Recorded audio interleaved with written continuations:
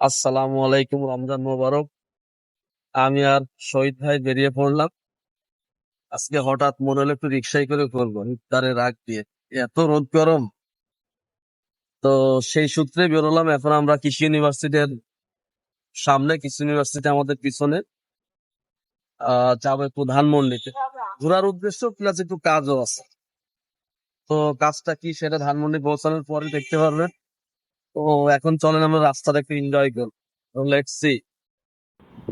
তো দেখতেই পাচ্ছেন ঢাকা শহরের মনোরম পরিবেশ, সবুজে ছায়া, রাজপথ। খুব সুন্দর লাগতেছে আজকের ওয়েদারটাও। মূলত আমরা ধানমন্ডিতে যাচ্ছি একটু কাজেই, সেটা হলো শহীদ ভাইয়ের শ্বশুর বাসা থেকে আজকে ইফতারের আয়োজন করছে। ইফতারগুলো নিয়ে আসার জন্যই মূলত আমরা যাচ্ছি। তো ঢাকা শহরে শুধু যে সবুজে ঘেরা রাজপথ দেখবেন, জ্যাম দেখবেন না তা তো আর হয় না, জ্যামও আছে। তো আমরা ধানমন্ডির খুব কাছাকাছি চলে এসেছি, জ্যাম জট ছাড়াই চলে আসলাম বাসায়। তো এখন দেখতে পাচ্ছেন ইফতারিগুলা ধানমন্ডি থেকে বাসায় নিয়ে আসলাম শহীদ ভাইয়ের বাসাতে। তো এখানে আমাদের আয়োজন আজকে, বৃষ্টি রিসিভ করছে সবগুলা, অনেক আয়োজন করছে শহীদ ভাই শ্বশুরবাড়ির থেকে। তো আন্টিদেরকে অনেক অনেক ধন্যবাদ এত আয়োজন করার জন্য।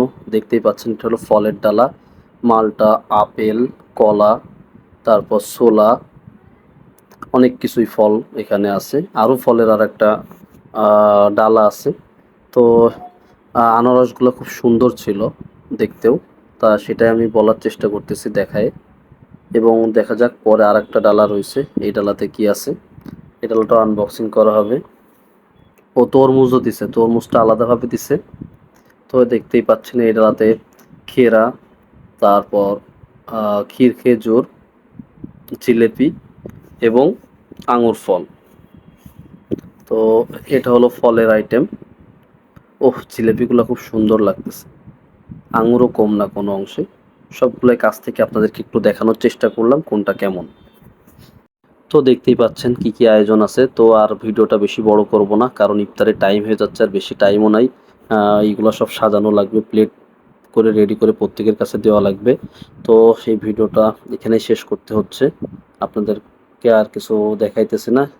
এরপর ডিরেক্ট ইফতারিতে চলে যাব। ইফতারের ভিডিও নিতে পারি নাই, যার কারণে আর দেখানো হচ্ছে না। সেই পর্যন্ত প্রত্যেকে ভালো থাকেন, সুস্থ থাকেন। এবং যদি আমার ভিডিওটা ভালো লেগে থাকে তাহলে অবশ্যই একটা লাইক, কমেন্ট এবং শেয়ার করবেন। তো শেষমেশ সবাইকে একটু দেখাই দিলাম আমরা কারা কারা আছি। আল্লাহ হাফেজ।